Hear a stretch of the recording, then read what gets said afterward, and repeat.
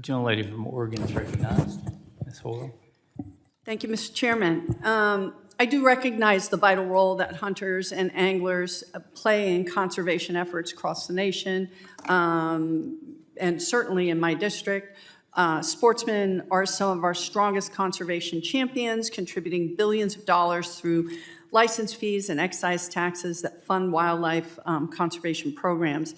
And I fully agree we should make it a priority to keep federal lands. However, I do have concerns about H.R. 556. The legislation, in my opinion, doesn't take the right approach. It could ultimately harm the very wildlife population that hunters and anglers work to conserve. And the science is clear: lead ammunition and tackle can poison wildlife. And I've seen the impacts in Oregon where lead poisoning has affected species like the bald eagle and the California condor. Many of my constituents hunt for food. That's how they feed their families every year. And the threat of lead poisoning from lead ammunition is real and something we should take under consideration. This bill, as I read it, makes it nearly impossible for local land managers to address the problem by setting the bar so high that most areas could never meet the requirements, and it would cost too much money and take too long to prove what we already know.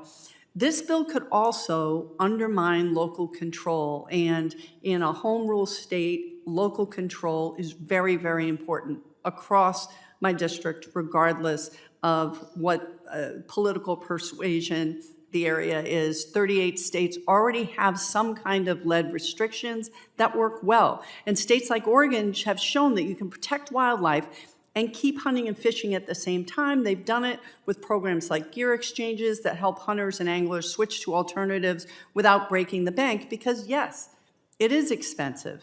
And we do have to take that into consideration to find non-lead alternatives. So instead of creating a fight between hunters and land managers, I believe we should be learning from what's already working. We can support programs that help people voluntarily make the switch to non-lead ammunition, offer incentives for alternatives, and keep investing in research. These programs have helped drive down the cost of non-lead gear, and if we keep up the momentum, I think we can do even more. This makes more sense to me than tying the hands of land managers and ignoring what we already know about protecting wildlife. I want to keep working with my colleagues from both sides of the aisle to find real solutions that truly protect access for hunters and anglers while making sure the wildlife that we love, especially, the bald eagle, will be there for our children and grandchildren, because that's what conservation is really about. I urge my colleagues to oppose this legislation, and I yield the remainder of my time to Ranking Member Huffman.